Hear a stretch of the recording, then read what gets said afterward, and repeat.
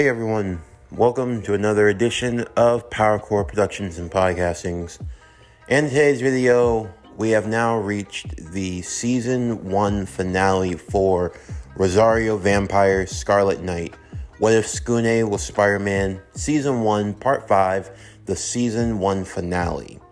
Now, I know what some of you might be thinking. Technically speaking, I've only covered half of the original Season 1. Well, that's because if you guys know about how the anime played things out with this series, while Season 1 of Rosario Vampire is canon, Season 2, say for one episode, is mostly filler. So what I decided to do was I was going to cover half of Season 1 as my Season 1, and if you guys want this series to come back, then I'll cover the second half of Season 1, and that will just be Season 2. And then, if you guys still want me to continue this series, then we're just going to be continuing from where the manga would officially pick up. But all in all, I do want to say thank you to everyone who's really been supporting this series. I'd never done Rosario Vampire before, but a lot of people have been asking for it. And to see the turnout, to see the way you guys have been engaging with this series, more so than even a few others, I mean, if you guys want more Rosario Vampire in the future, then I'm more than happy to give it to you. But anyway, without further ado, let's get into today's video. So as always, sit back, relax, and enjoy the show.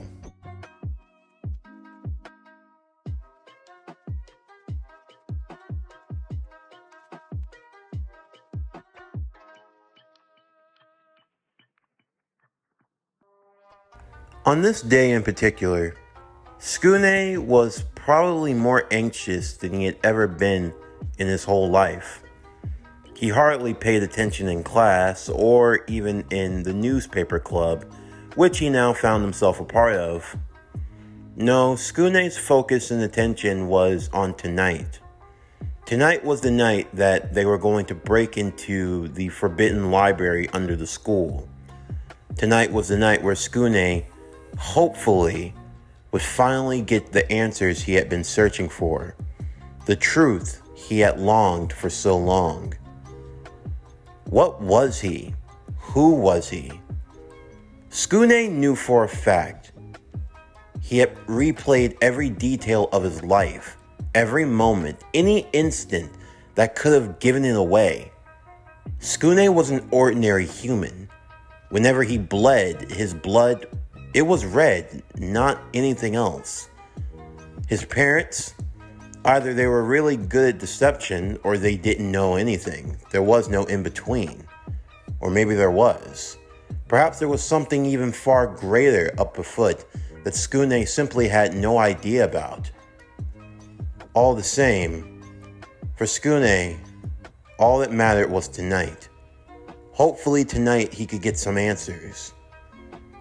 Of course, Tsukune had to think about what was the worst case scenario.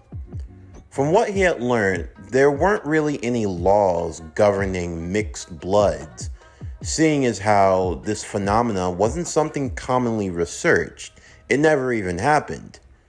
Technically speaking, from Yukari's point of view, the only ones in the yokai community who faced any real discrimination were wizards and witches.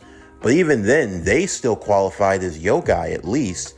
For Tsukune, he was something entirely different, an entirely untapped territory. The worst case scenario, they would capture him, tie him up somewhere in a lab, kill him, and do who knows what kind of experiments. And what's worse, they wouldn't just stop with him. They'd probably want to go back, find his parents, or anyone else in his family.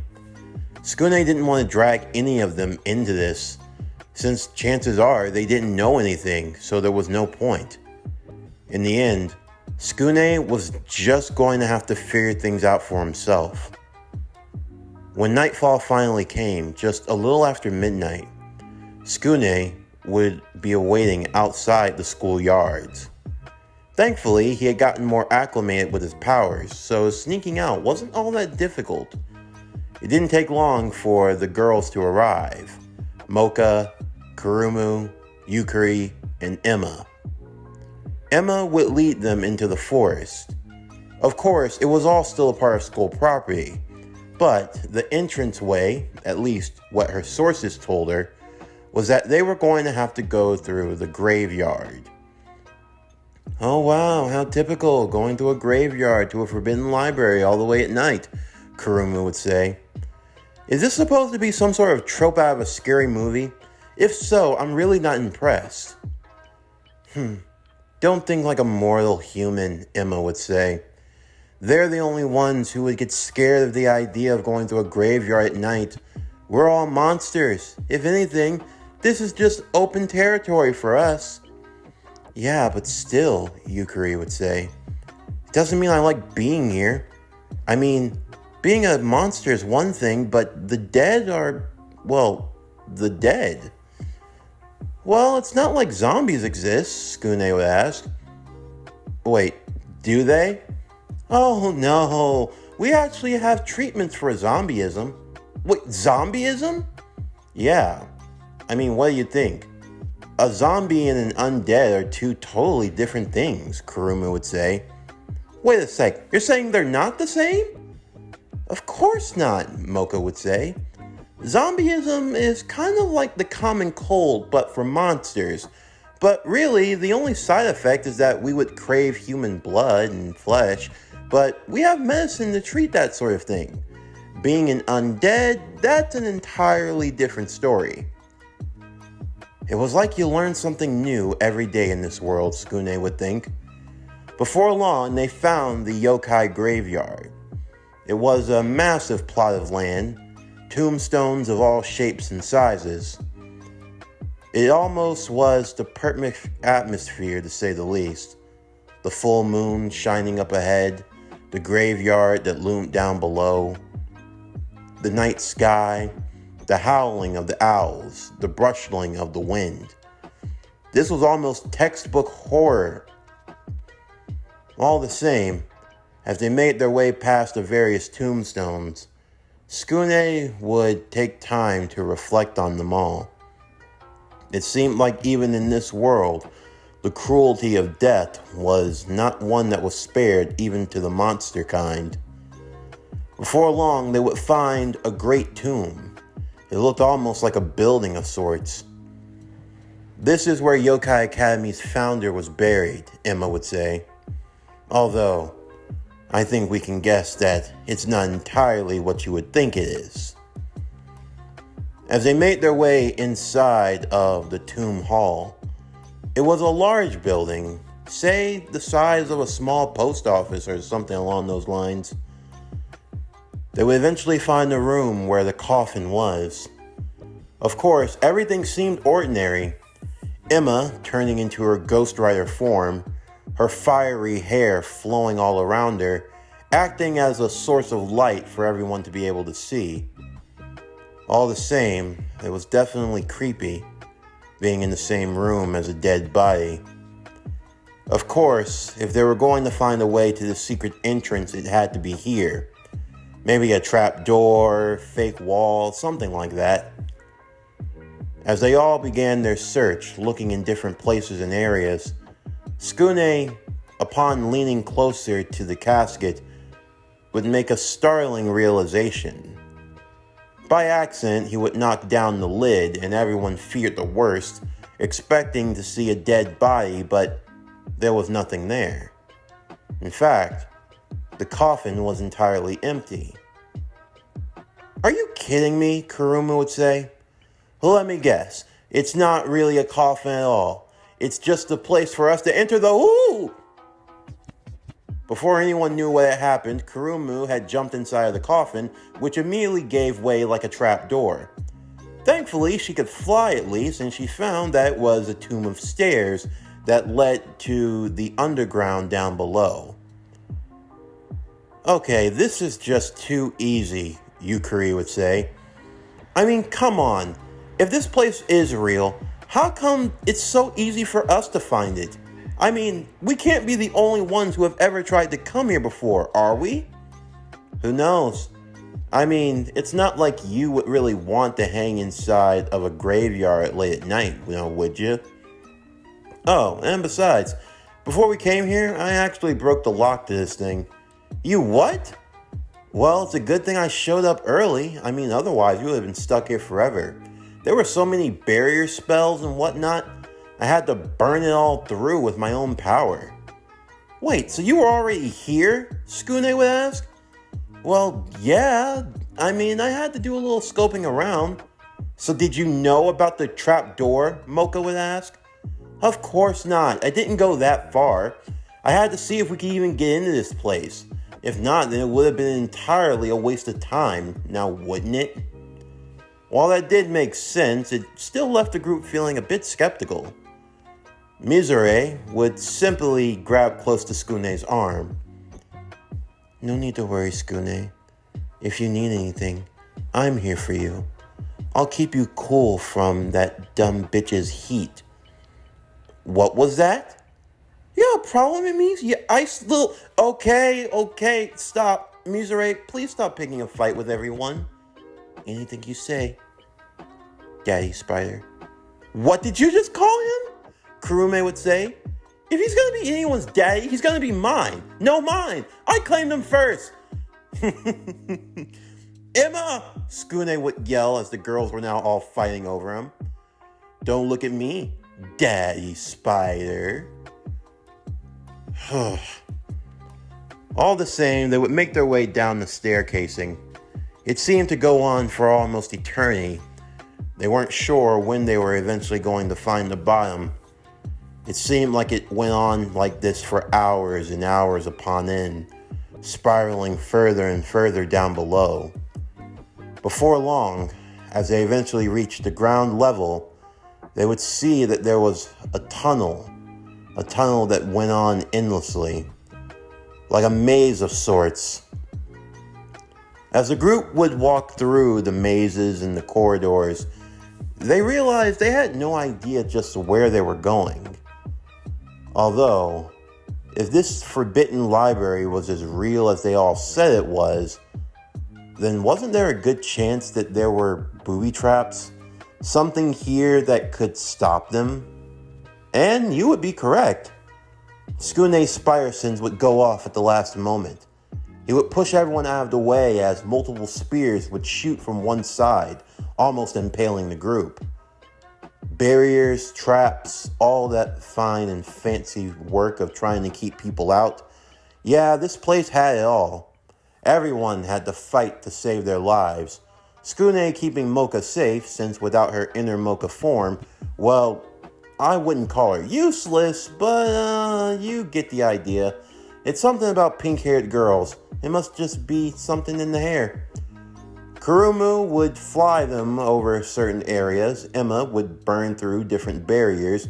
Yukari would use her magic to break through some of them.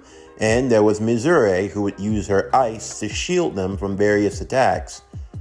Of course, they found themselves walking in what appeared to be a maze, going and getting lost in certain areas before turning all the way back around, and then trying to go down a different way and system.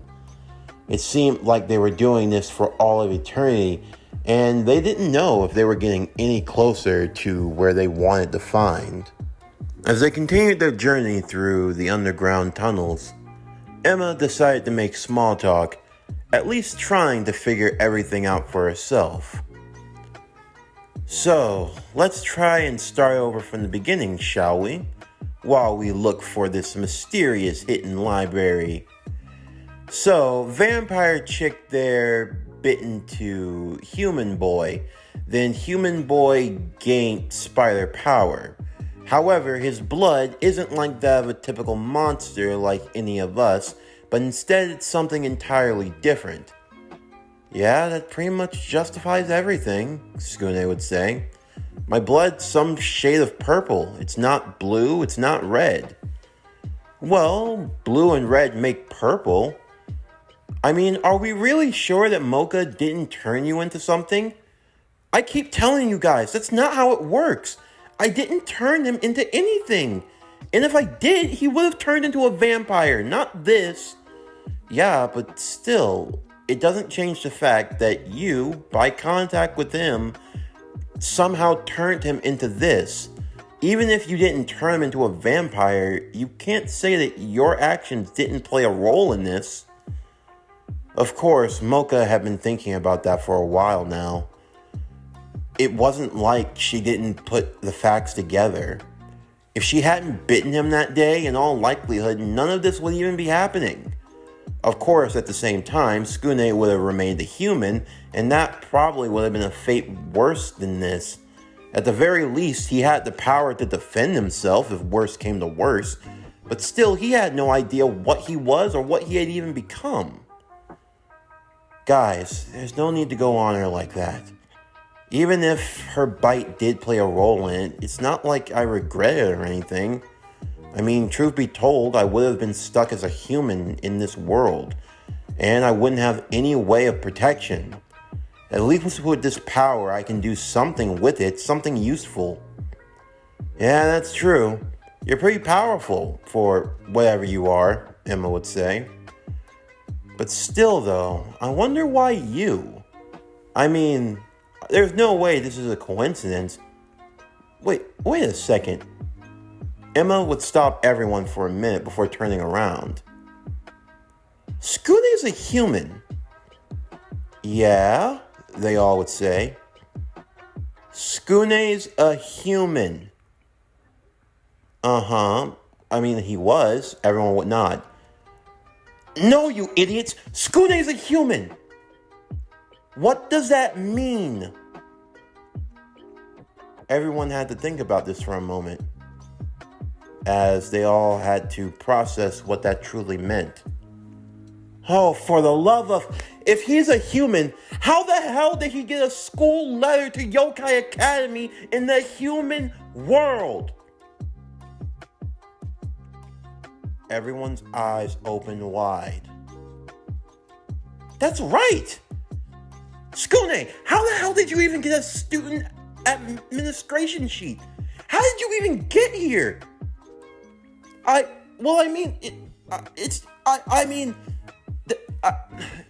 Guys, wait, Mocha would say. It's not like monsters don't live in the human world. They just disguise who they are. So maybe it's not impossible. It might not be impossible, but if we look at the school registry. The school registry. That's right. The school registry would tell them if there were any monsters that lived in Tsukune's area. If there were no monsters registered in that area, then there wouldn't be any student that could register to go to Yokai Academy. That would only answer that idea, but still it begs the question. If there are no monsters living in Tsukune's area, how did Tsukune's father just happen to come across a letter of admissions to Yokai Academy?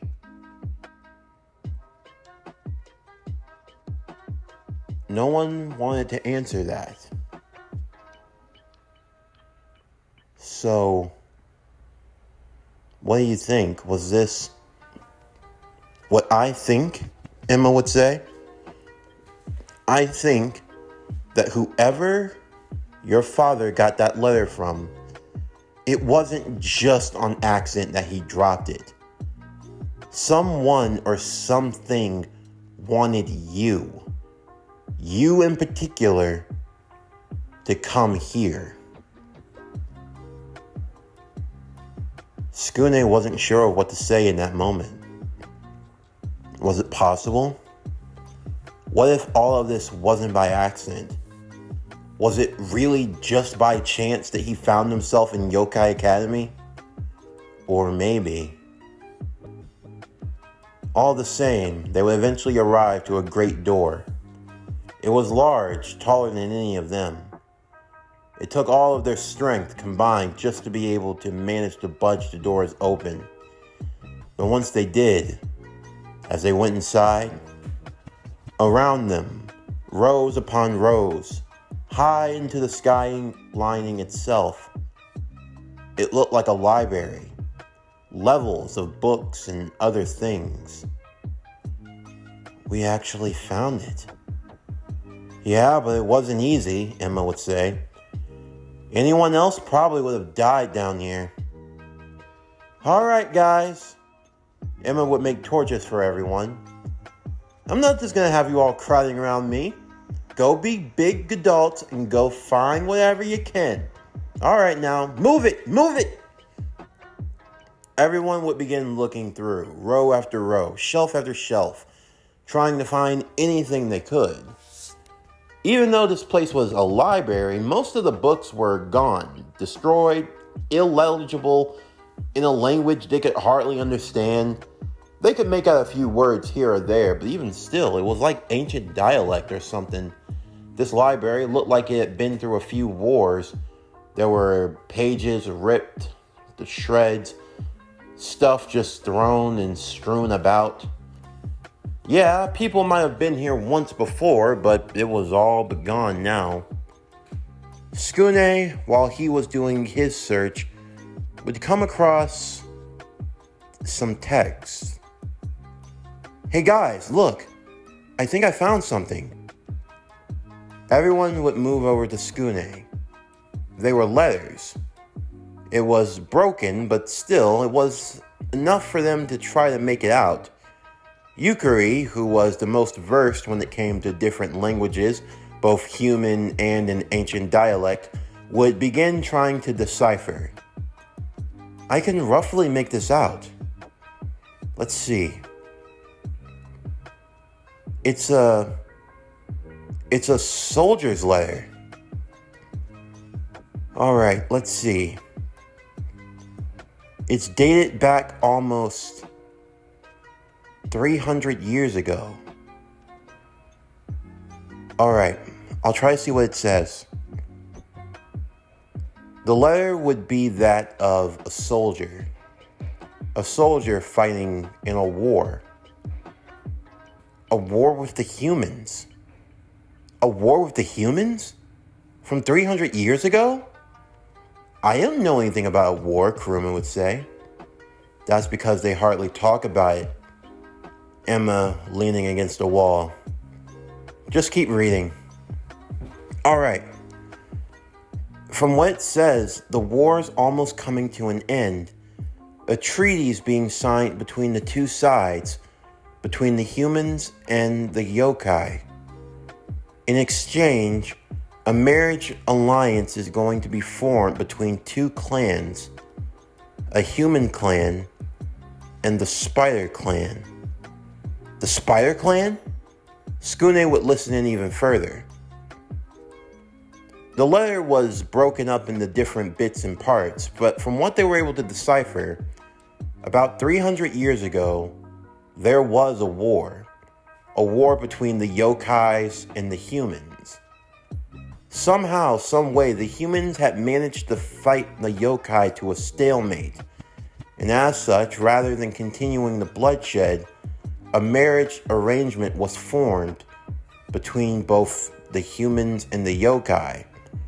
And the Spider Clan in particular, they sent off a daughter to be married to the humans, while the humans sent a young man that would marry into the Spider Clan. The letters would end there, but as they continued their search, they would find a bit more letters. Then there was one that was 75 years after the end of the war. From what they were able to gather, it seemed like the treaty had broken down on both sides. The yokai wanted to retaliate because of the purge. The purge? Yes. Here it says, Spider Clan, sudden ambush, extermination. Extermination? So what? You're saying the humans, from what I'm able to gather, the humans, they must have gone against the treaty. They ambushed the Spider Clan and eradicated them. In retaliation, it looked like the war was set to resume. However, before it had a chance to, a deal was made. As they continued on further, they would discover more about this said deal. An offering. An offering? Yes, the treaty states that an offering must be made, a human sacrifice, or else the humans would be extinguished. A human sacrifice? Like what? It says that they would require a human of some sort. But we've never heard anything about this. A human sacrifice? They've never taught us anything like this before. Emma, what on earth's going on here? It's nothing but a rumor, but if these letters are here, as broken as they might be, then it confirms that it's true. Ever since the dawn, yokai and human, they all both once coexisted here on the earth. There was peace between the both sides, and it was said that they lived together in harmony. In fact, it wasn't uncommon for human and yokai to marry together, and thus that's how the unions were bonded and strengthened. However, over time, for some unexplained reason, there were humans who began to fear the yokai, some who craved their power, and who feared that one day the yokai would make humans their subjects, their slaves. It's unknown who drew first blood, but from that point forward, human and yokai started to become bitter enemies. Those that tried to form marriage alliances, well, they were severely punished. It was said that the last great war or skirmish occurred 300 years ago, at which point both sides had managed to fight to a stalemate. The yokai had discovered a way to travel to another world, a way that the humans could not follow. As such, the humans had made a deal, another marriage alliance of sorts. It would be between two clans, a human clan and a monster clan. It was said that the monster clan that was chosen were the spiders. The spiders, in an act of good faith, all decided to move to the human world. But it only turned out to be a trick. Because when they did, shortly after the marriage had gone through and everything seemed peaceable, the spiders were killed, slaughtered. It was said that none of them survived the ambush. The yokai factions were angry. In retaliation, they demanded human sacrifice, although the humans were not willing to give in to such a demand, and as such, the yokais were all but ready to declare war. However, there was one human who did not want the fighting to continue on any further. He admonished his human brethren for their treacherous act, and as such, in an act of good faith and goodwill, the group of humans in particular that went against the treaty, well, they were exiled, sent off far away, never to be heard from again. And as for this human man, well, what? Everyone would ask. It was said that this human man was half man, half spider. He was the chosen sacrifice. He went back to the yokai world, and from there, the portal between the two worlds was closed for good. But if that's the case, then why does Yokai Academy exist? I mean, why does the bus driver even travel between the worlds now? Well, I'm not really sure. My guess is that so much time has passed that those from the older generations have all but died off, or more or less don't really care about the state of the world. As such, a newer generation that was not privy to the mistakes of the past are likely trying to foster relations with the humans. Although there can never really be the peace and harmony that once existed, They're at least trying to learn how to coexist, to see if it's even possible. That's why Yokai Academy has the rules that it has. It's so that one day we might be able to live in the human realm. Live in it? I'm sorry, but I believe you are quite mistaken. Everyone turned, trying to figure out who had spoken.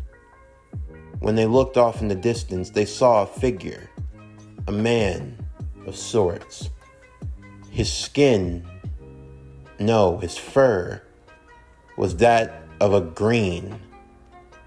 His legs crossed, his ears pointed, his eyes a glowing yellow. He smiled as he twirled around in his spinning chair.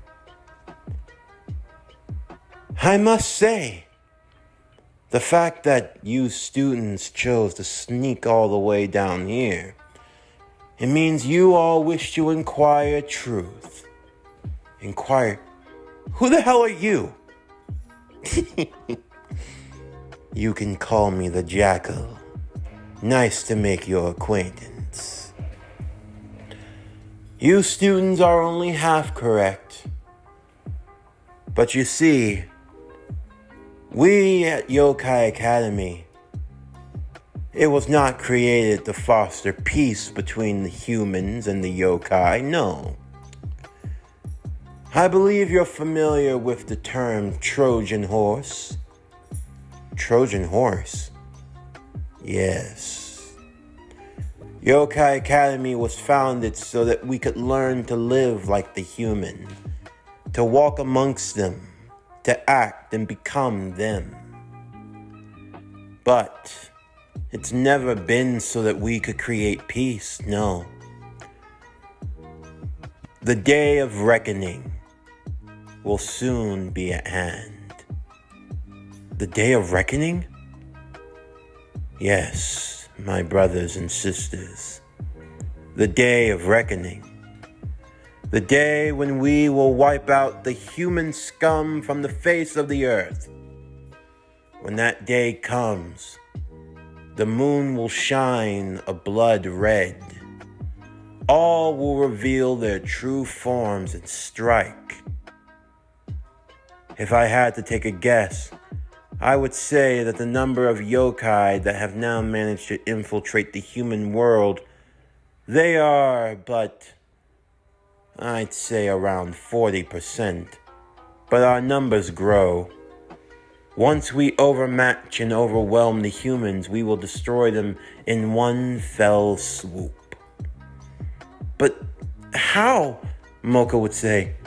They would never agree to... Perhaps not those from the old ways, but those of the new. You see, when you graduate Yokai Academy, you're sent off into the human world with no memories of your past as a monster. You believe that you are a human, that you have always been a human. You have no recollection of nothing. You live normally, but when the blood moon shines, it will cause all who slumber to awaken. Their primal instincts, their monstrous urges will come to the forefront, and their thirst for human blood and carnage will overtake them. That's awful. Why would you do such a thing, Tsukune would say. You've read the text, you've learned for yourselves. The humans are evil. Do you think that they would not try to destroy us if they didn't have the chance? No. Our brothers and sisters of the past all paid the price. And that foolishness will not persist any longer. We're not going to let you get away with this. In fact, once we get back up, we're going to expose the truth. I wouldn't be so sure about that. Why? You really think I'm going to allow you to leave? The Jackal would snap his fingers, and from above, a monstrous, six-armed individual, half human, half spider. Tsukune, my boy, you are truly fascinating. I didn't think there would be any of you left, but I knew that if I kept leaving out the bait, it would find its way through sooner or later. The bait? Your parents? I'm imagining that given your age, they graduated, I want to say, around 18, maybe 19 years ago, with no recollection of the past. They were a personal pet project of mine. You see, when the Spider clan was wiped out, there was but little of their DNA that remained. They had an incredible power, one far greater than anything that you could possibly imagine. I took the liberty of creating one. I simply wanted to see if it could be possible. And lo and behold, it was. My mother, my father, I don't know which one. Perhaps your father was the one, or perhaps it was your mother. In the end, they managed to go to the human world, procreate, and created you. But I didn't have powers. I mean, until the blood moon, the power remains dormant. However, when a stimulant it comes into contact with your blood, it causes the power to awaken. You see, it's not just those that graduate from here that will change. It's the halflings that are created in the process. Although from what I learned of the halflings, their blood is not like that of yokai or human, but something entirely different. Your stimulant wasn't the blood moon. It was that of that mocha girl. When she bit to you, her vampire blood, it sank and mixed with your human blood, and thus that was the reaction that was needed. You will all make fine specimens here in the underground, but I will leave it to my prize student to take care of you. The Jackal would quickly jump out of his chair, moving to the exit door, closing it behind. Make sure that the spider lives. As for the others, do what you wish. Feed. I must feed. With that, the monstrous spider would attack the group as they all attempted to fight and hold him off. The library down below would soon become the battlefield. Everyone fending for their lives, fighting off against the monstrous spider beast. They would all do their best to try to hold and subdue him, but he had the strength to match all of them, even Tsukune. You will live. The monstrous spider would kick Tsukune away, knocking him down as multiple shells would fall upon him. The others would try their best to fend them off. In the midst of the fighting, Mocha's rosary would be removed, and inner Mocha would reveal herself. However, even with the strength of a true vampire, even she would have her qualms trying to hold back the force of the monstrous spider. You will know your place! She would deliver a roundhouse kick, kicking his head 180 degrees. She thought she had all but broke his neck, only for him to snap it back into place. From underneath the bookshelves, as Tsukune lied in the heap, Yukari trying her best to free him. Tsukune In pain, feeling the blood rush and run down his forehead, he heard the screams of his friends. They needed him. He couldn't let them down. Come on. Come on. Come on. Wake up. Wake up. You can do this. You can't let them die. Come on. Come on. Come on. With all of his strength, Tsukune would burst from under the debris and the rubble. Spikes starting to grow from his forearms. His eyes turning to a feral rage. The monstrous spider looked back towards Tsukune. Tsukune. Everyone looked on. He had grown an extra pair of eyes. His mouth had started to transform. Get away from them! Tsukune would rush towards the monstrous spider as they began to battle. He would begin to grow spikes from both of his forearms as he jabbed them into the chest of the beast, stabbing him over and over again. He would use his webs to pull multiple shelves, throwing them directly towards the beast, and before using his strength to tackle him to the ground, gripping him and grabbing him by the neck. Inner Mocha and the others would hold on to his other arms and limbs, holding him down, allowing for Tsukune the chance to finish it. Take him out, Tsukune! Inner Mocha would yell. He would jab his teeth into the neck of the monstrous beast, biting into him before tearing and ripping his head off. The body would continue to move for a bit. However, Emma would use her fire, burning it entirely to ash.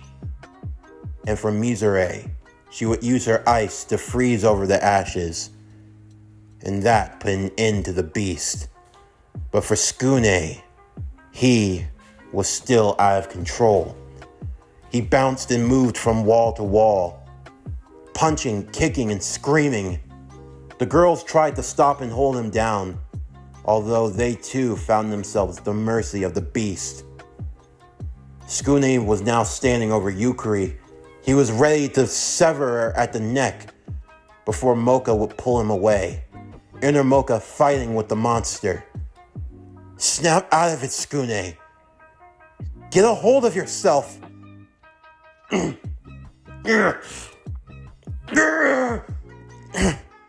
Wait, I have an idea. Inner Mocha would pull off her rosary fully, wrapping it around Tsukune's neck. As she did so, she would place the cross around it. The power now working on Tsukune, he would start to transform, turning back into his human-like state before passing out. Mocha, how did you... It's fine. I figure if the rosary keeps me in check, it could do the same for him. Yeah, but now what are we gonna do? We don't know who the hell that Jackal guy is. Chances are he probably works for the school, Emma would say. If he knew that much about how the school works, he's probably the one behind it. But who could have that much power? The headmaster? At least that would be my most likely guess. The headmaster, Yukari would say. You mean Headmaster Warren? It would make sense.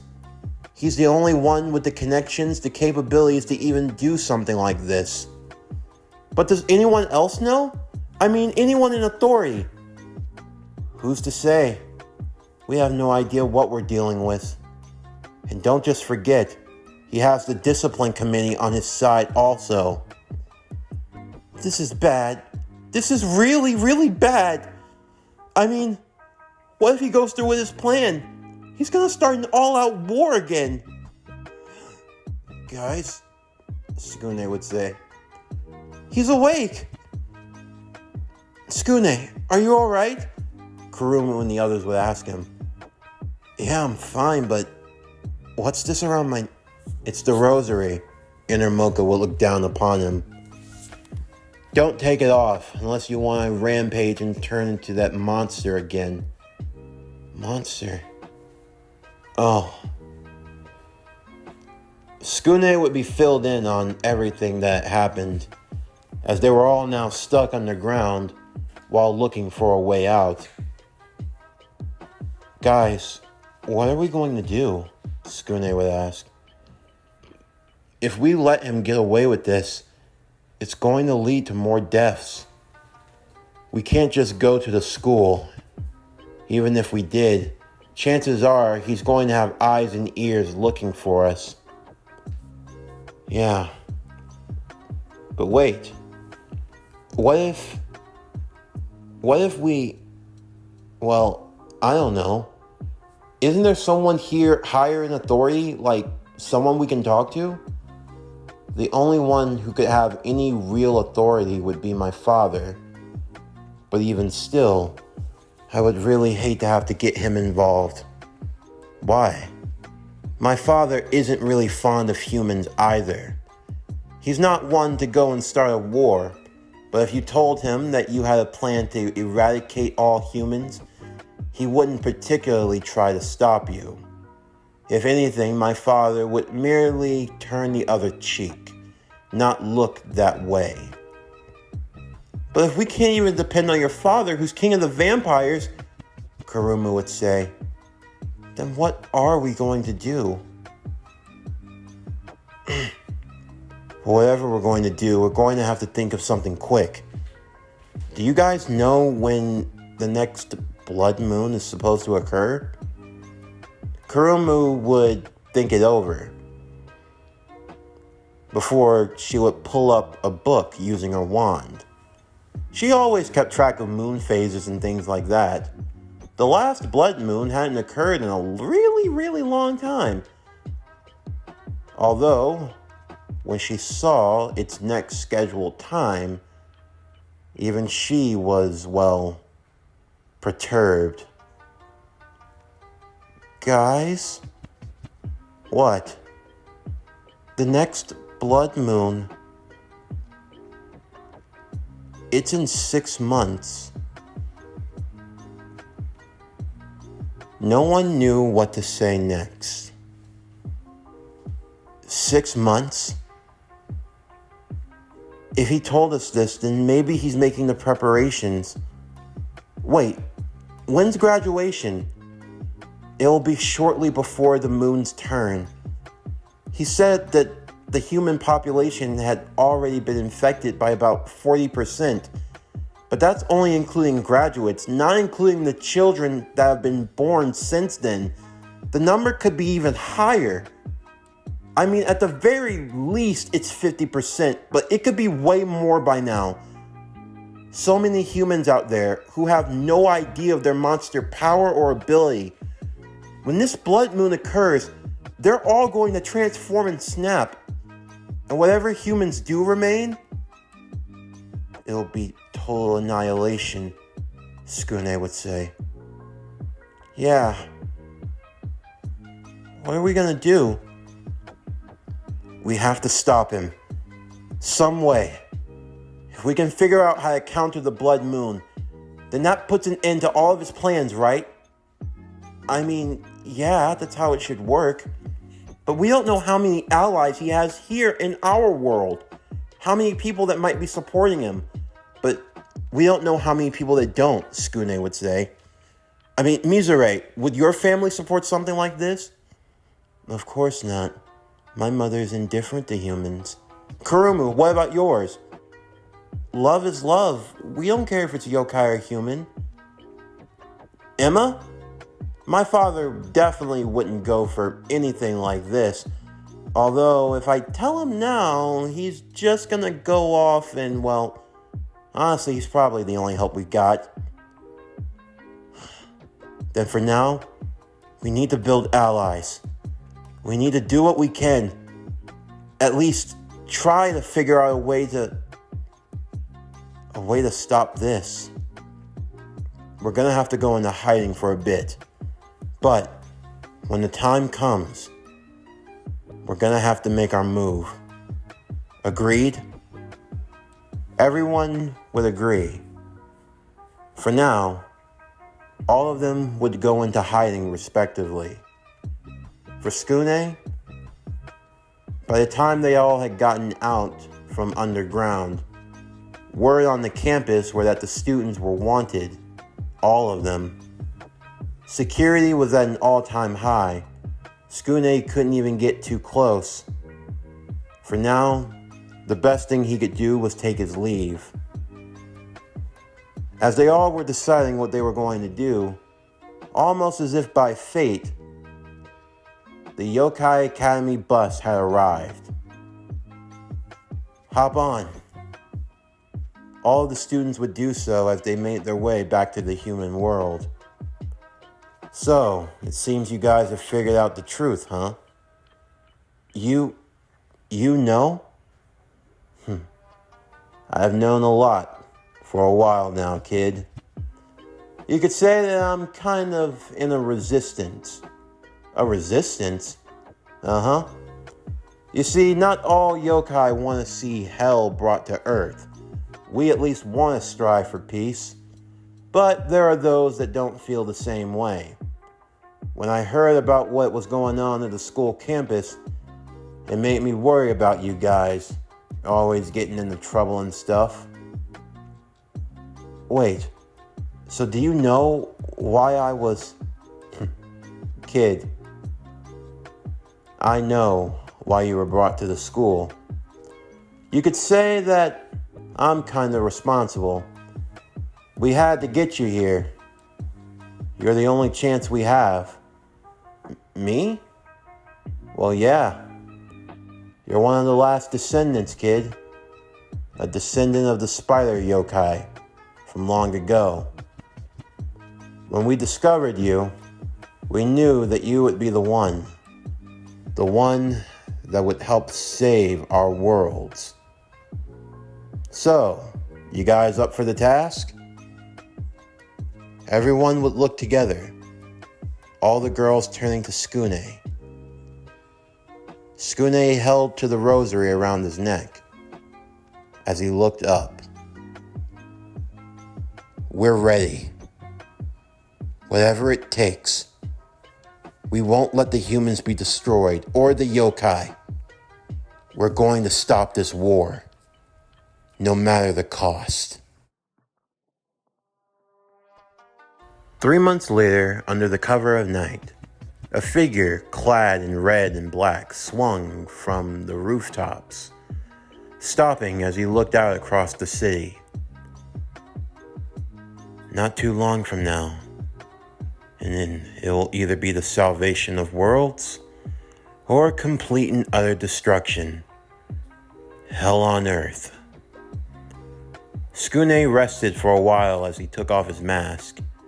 He felt the rosary that was still around his neck, as he felt the cross under his suit. It had been made for him, especially by the girls, as a way of protecting his identity. He was grateful to them, to all of them. He just hoped that on the other side, they would all be able to live.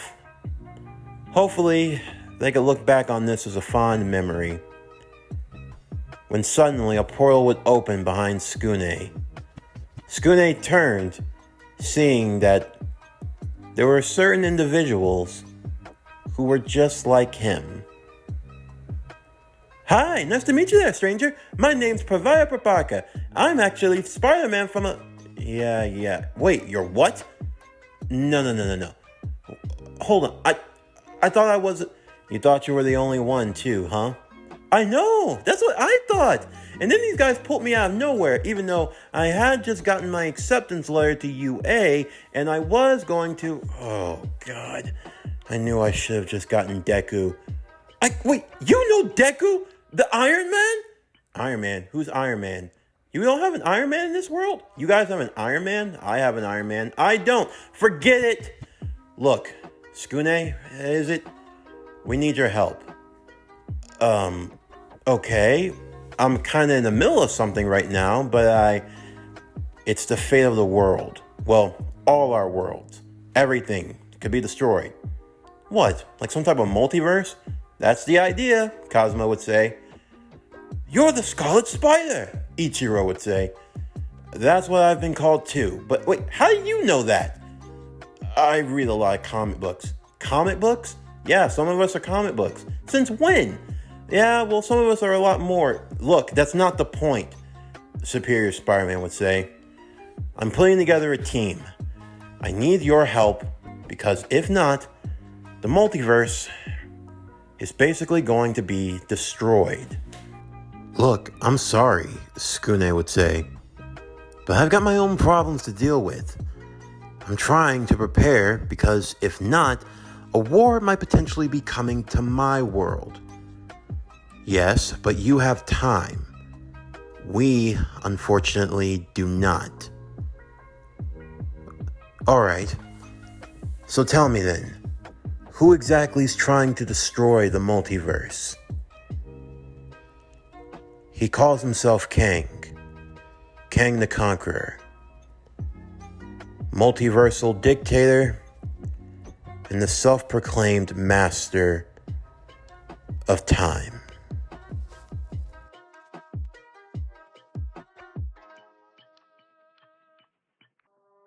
This concludes Rosario Vampire, Scarlet Knight, What If Tsukune Was Spider-Man, Season 1, Part 5, the Season 1 finale.